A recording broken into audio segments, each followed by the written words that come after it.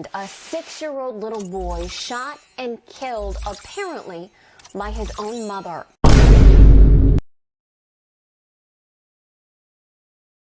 Welcome back, drivers, to another story time. And this one right here is sad, man. Sad story coming out of Ohio. This is brought to you by the Scene Cleveland. An unfortunate situation that a mother, this is a mother, y'all, a mother. Now, you guys going to want to know, how could a mother would do this to her son? And we're going to get into it. This mother have unalived her 6-year-old son. But before she did all that, she took him to a night of excitement for him, fun times, took him swimming, got him treats and everything. And then boom, out of the blue, she took out a pistol and shot this kid 11 times. Let's get into the story. No more wasting time. Let's get it. Hold on. Ranisha Brandt, that's this lady's name, took her 6-year-old son, Kamar, to a Brooklyn hotel in April of 2021. Now, I'll let you guys know that this is 2 years ago. She just got sentenced this year. So she could give her son the time of his life so that he could swim in the indoor pool, so he can have fun and all that good stuff. The mother treated the boy to a joyous time. She showered him with sweets, made sure that he was happy. And then, out of nowhere, she decided to unalive him. That night at the Fairfield Inn on Tiedemann, Britton used a .22 caliber pistol to shoot the child 11 times. She shot him 6 times in the head. 6 times in the head. That's some evil. That's so evil. That's demonic. That's some demon time stuff right there. Assassination, maybe? Took the kid out. Pause, man. Like, why? Why? We're going to get into all of that shortly. The mother, now 31, she was in her 20s at the time. Her and her parents cried in a courtroom on Monday as the judge described the boy's injuries, who sentenced the mother to spend the rest of her natural life in prison. Nah. Life in prison after unaliving her 6-year-old son. That's it right there. Just life. We're going to get into all of that later. The mother pleaded guilty to aggravated murder. Aggravated murder? Ain't that first-degree murder? First-degree murder is the most serious of all homicide offenses. It involves any intentional murder that is willful and premeditated with malice aforethought. Premeditation requires that the defendant planned the murder before it was committed or was lying in wait for the victim. She plotted. She planned. Ain't there's a word for that? Premeditated with... Yeah, there it is. She knew what she was going to do. And other charges as a part of a deal that saw prosecutors drop the charge that could have made her eligible for the death penalty if a jury convicted her. No, it should have went to a jury, because we know damn well that a jury would have did just that. That price would have been paid. That is the price to be paid. That price right there would have been paid. She should be with her son after doing something like that. But now she's going to spend the rest of her life in jail. We're going to get into that later. Listen now. In exchange, she agreed to spend 35 years behind bars before she's able to ask the state parole board to let her out. 35 years.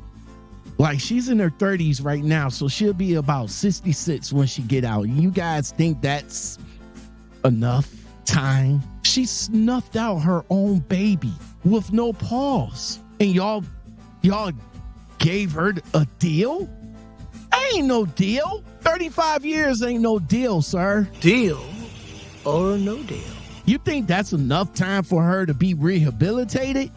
Enough time for her to think about what she done? Enough time to mourn for the baby? What about for the baby? What kind of justice is that for the baby? The baby don't have nothing to say. He's done. He's gone. 6 years old. Had his whole life ahead of him. And you just took all of that away. Why? Why though? We'll get into the why later. The judge accepted that plea deal and imposed the agreed upon sentence. Everybody dropped the ball on this one. Judge, prosecutor. Prosecutor dropped the ball. Like, really? Everybody dropped the ball on this one. Where's the justice at for the kid? Where's the justice at for the baby? Judge, you honestly accepted that plea deal? Aggravated murder? That was first degree. First-degree murder is the most serious of all homicide offenses. It involves any intentional murder that is willful and premeditated with malice aforethought. Premeditation requires that the defendant planned the murder before it was committed or was lying in wait for the victim. First degree. I see people getting life for less. Now here she is, state property, being taken care of by our taxes. Eating every day, getting up every day, going to the commissary every day, get to watch TV every day, get to go to bed every day for a malicious act. This is evil. There is a special place in hell for you, Denisha. I hope that they reserve a special place in hell for you. And they waiting on you. That price need to be paid. It needs to be paid. That is the price to be paid. And ain't no telling if it's going to be paid in prison when it comes to a kid or something like that. I don't know. I hope they don't put you in gym pop or put you with one of them people that you had to stay up at night. I don't know, man. I don't know. But that's to me, that's not aggravated murder. That's first. That was premeditated. You took that kid to the hotel, gave him the time of his life, and then later on snuffed it from him. That's not aggravated murder. That's first degree. That was planned out. The mother barely spoke above a whisper. Before she was headed off to prison, she was given the opportunity to say this. I just want to apologize for everything that happened. That apology is not accepted, not by me. Shouldn't have been accepted by the prosecutor, and damn sure shouldn't have been accepted by the baby's father. Where is the father, by the way? We'll find out later in the story, because it does get deep. It does. This rabbit hole gets deeper, and you'll see how where the red flags came into play, and the people that was involved that dropped the ball on this. The shooting happened on April 24th, 2021, a couple of years ago. The mother, who'd been investigated by the Cuyahoga County Department of Children and Family Services, called police after the shooting.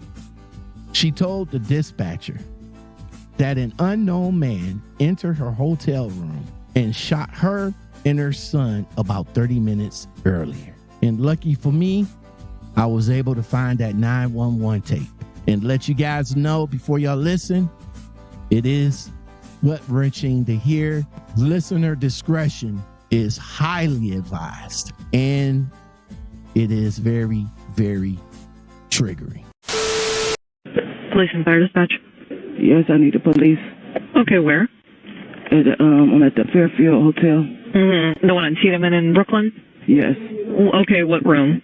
301. What's going on 301? Somebody shot my son. Someone shot your son? Yes. Is he in the room? Yes. Okay, is he alive? I don't know if he's alive. My hand is shot. Okay, how long ago was this? This is about 30 minutes ago. It happened 30 minutes ago? Yes. Okay, where did the shooter go? I'm not sure. They left the room. Okay, this was 30 minutes ago, and they left the room. Where did the shooter go?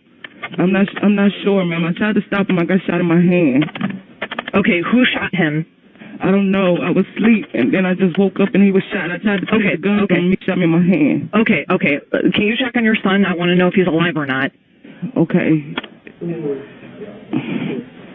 I'm downstairs at the front desk. Okay. How old is your son? He's only 6. Okay. Where is he in the room still? Yes. Okay. He's 6 years old, and where did he get shot? He shot in his head and in the stomach. He is shot in his head and stomach, and he's in 301? Yes.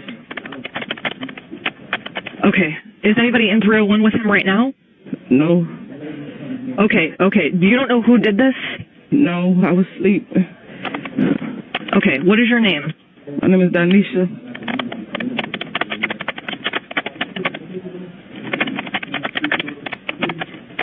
Okay, I want to make sure we can get some help to your son.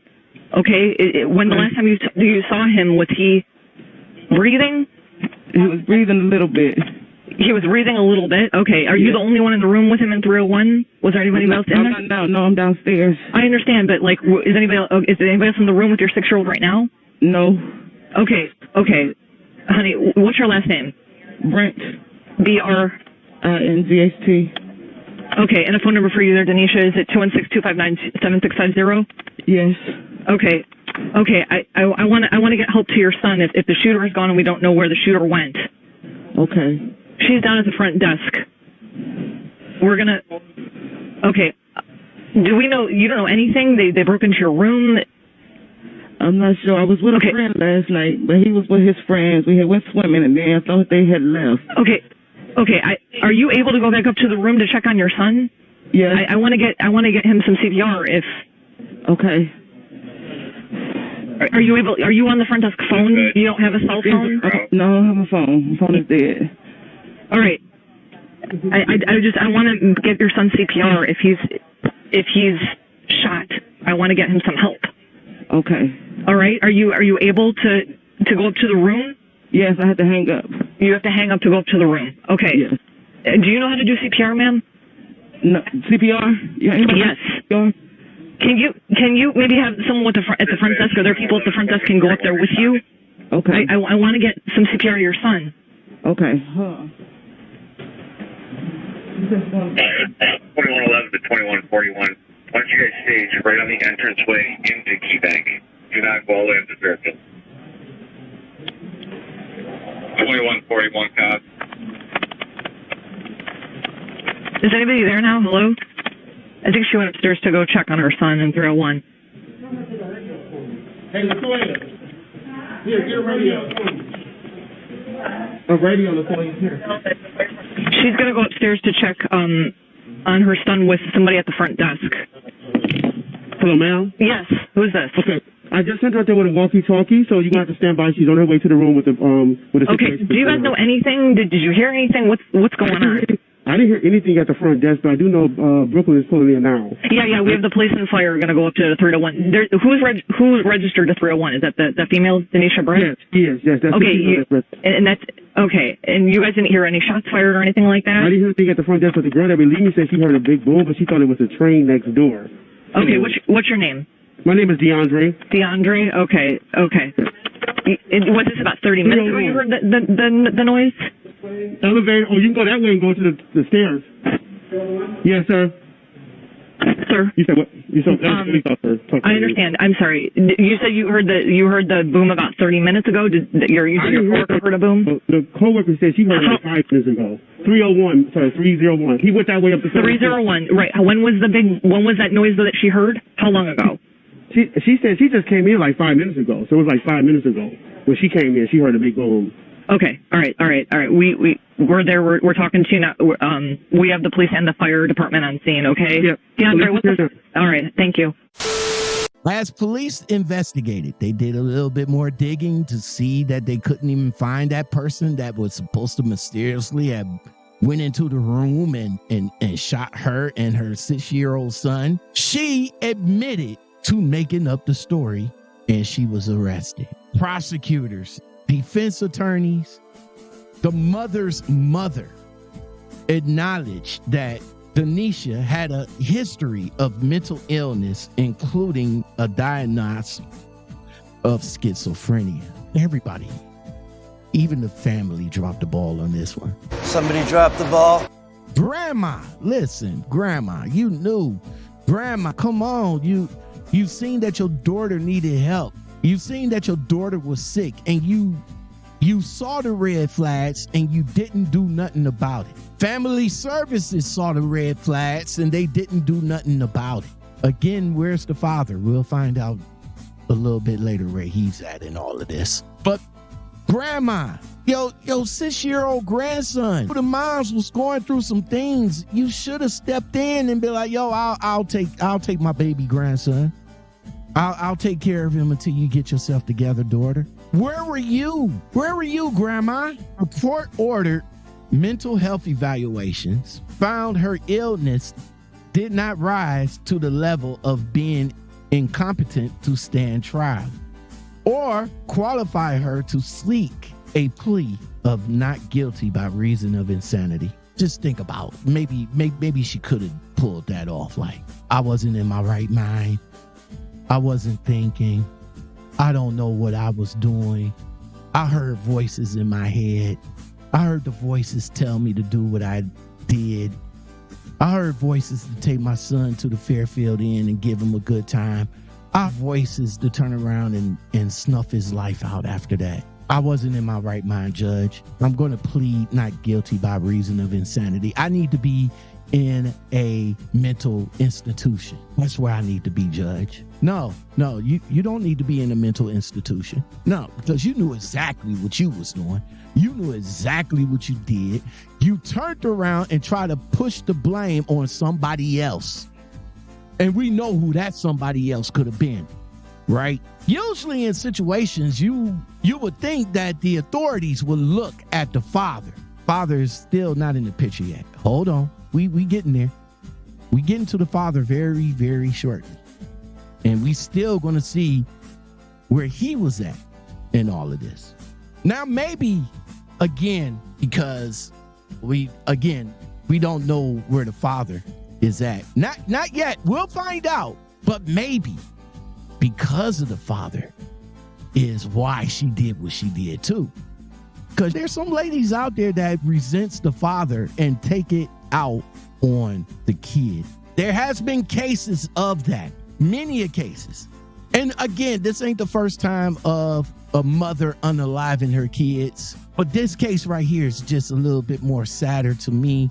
It hits hard because this kid was an innocent 6-year-old that didn't deserve all of that, with people that seen the red flags that could have helped him and could have avoided all of this right here. All of this could have been avoided. Multiple people was involved. Mother, the county of social services. We still trying to find where the father at is all in all this, but we'll find out shortly. The judge said, I certainly understand and appreciate mental illness. But the fact of the matter is that a 6-year-old boy didn't have to die that day. And he did. For that, she will have to pay the price. Well, let's talk about that price. Because the full price would have been a shot in the arm and a long eternal sleep after that. And then she would have solidified her special place in hell. While her son is sitting on the lap of Jesus in heaven, she's down in hell thinking every day the torture that she put through her son that day. That's where she needs to be.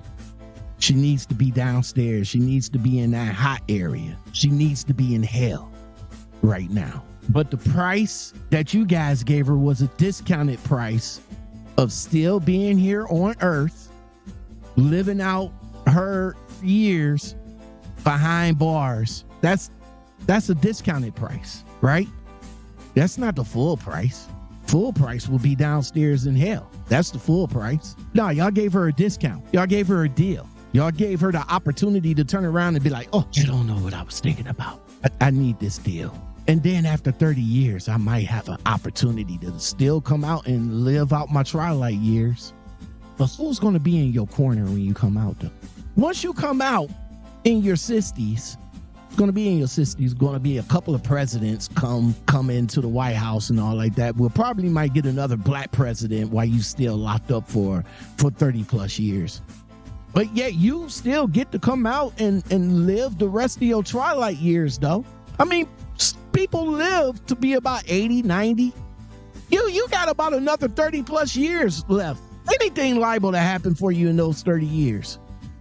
But is that enough time to be rehabilitated for what you have done to your son? Your son wouldn't even be here. 6 years old, Around 30 plus years, your son would be 36 right now.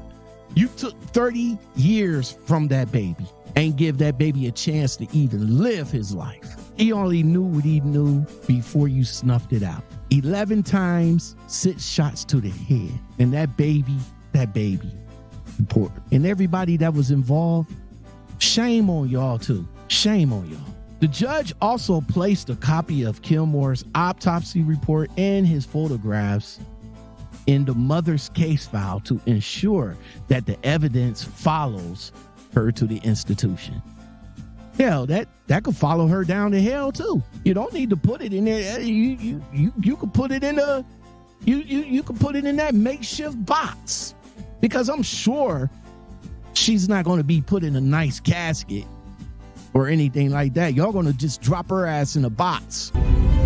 Welcome to hell. And in that box, you could have put the information in the box, slap it in the oven, because that's what y'all gonna do with unclaimed bodies.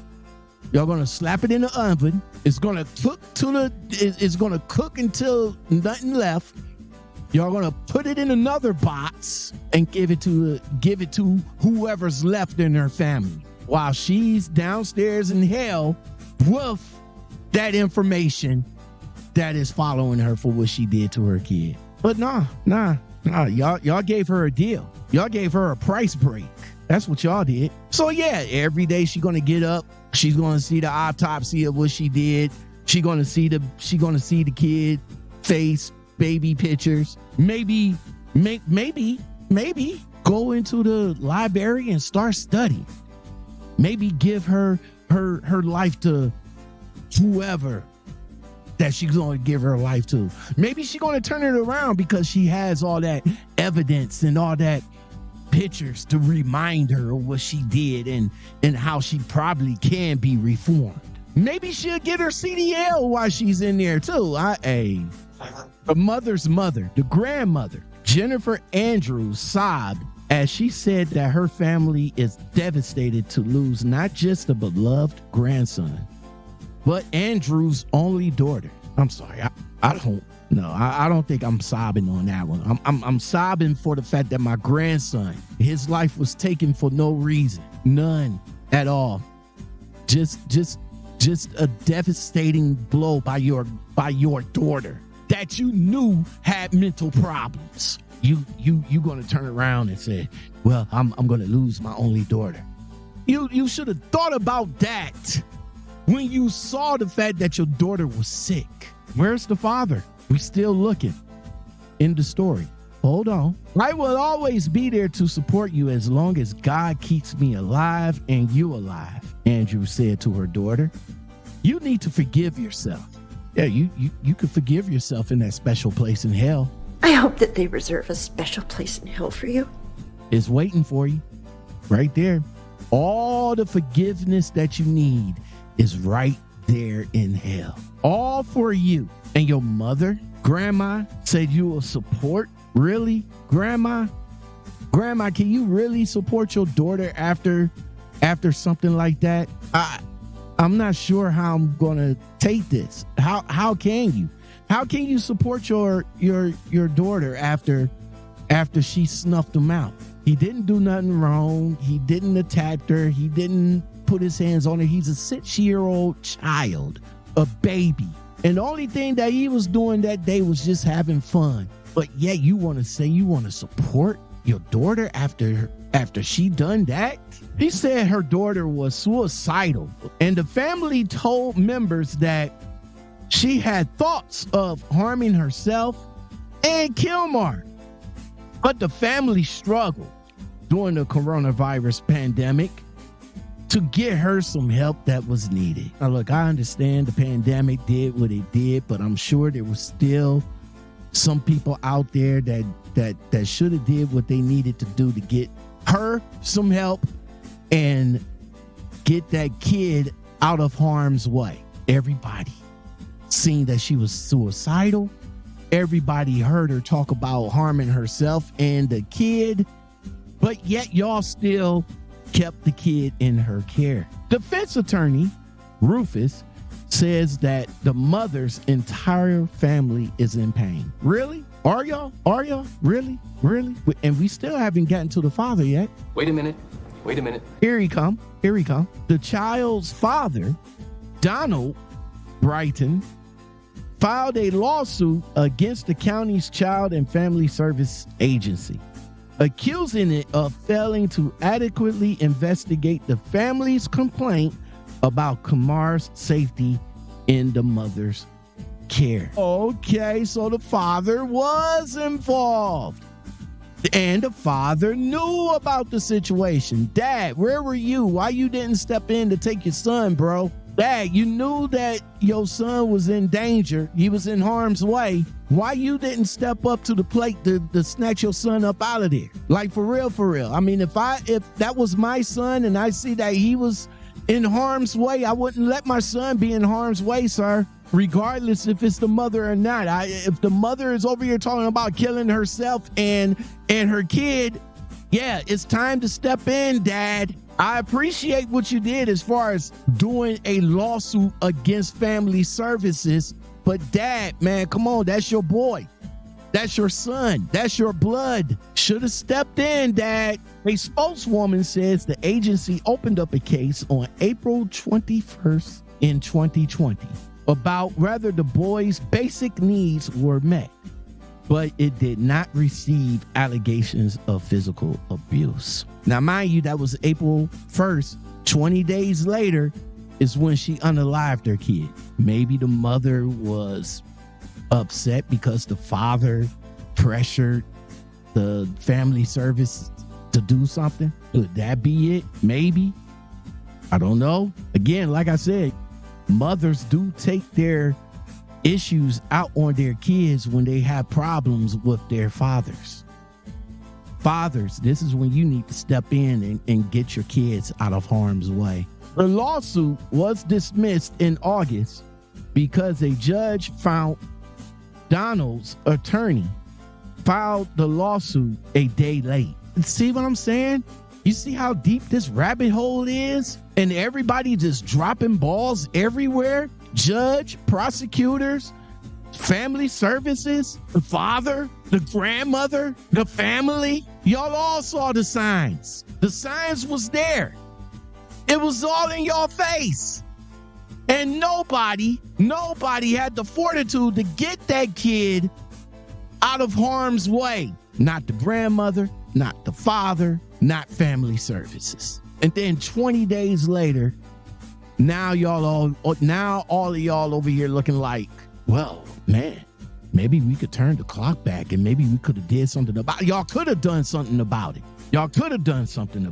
20 days later, she made that fatal decision to take her son out. And everybody that was involved did nothing to get that kid out of harm's way. And now this kid will not be here to enjoy life. But yet you guys, the courts, the prosecutor, the judge, y'all gave her a deal. Y'all gave her a price break to do 35 years. Now, mind you guys, that's 35 years because she got technically life, but 35 years, she's able to go to the parole board and say some shit like, oh, I'm healed. I atone for my sins. I know what I did was wrong. I feel that I have been rehabilitated. I am good to go back out amongst the public and try to live my life. But your son ain't here. You'll be in your 60s. Your son would have been in his 30s. And we already know that your mom's probably might not be here. We should know that the father shouldn't even have nothing to do with you. We don't know about the rest of the family though, because the family was there and they saw it. They seen the flags. This is a sad story to talk about. It's hard for me because I am a father. I love my child to death. He's a grown man, by the way, but I still love him as a child. I don't think that I would never, ever do something like that. My child was 6 years old. I was having fun with my child. We did everything together. The thought of unaliving my own child never came across my mind. Even when I was depressed, it still never came across my mind. Because why? When I was depressed, he was there to make me happy. He was there to make me proud to be a father. He was there when I needed him. And he's still there today. Even in my darkest moments, that never came across my mind. My own flesh and blood, my own child. Now, I know some children could be issues, but we're talking about a 6-year-old here. 6. We're not talking about a teenager. We're not talking about a grown kid. We're not talking about a kid that's putting his hands on his mother or anything. We're talking about a 6-year-old. 6. And at the time, didn't even know that he was about to be snuffed. After a long, happy day, he goes upstairs, gets in the bed, and go to sleep. And then next thing, the last thing that he ever hear in his entire life is, that's it. Didn't even see it coming. 6 times in the head, 11 total. And this evil person of a woman tried to blame somebody else for that crime. And the court system did not do that kid no justice, because they not only gave her a deal, they gave her a price break so she can avoid the death penalty, where hell is waiting for this lady. Now, hell got to continue to wait 30 years later.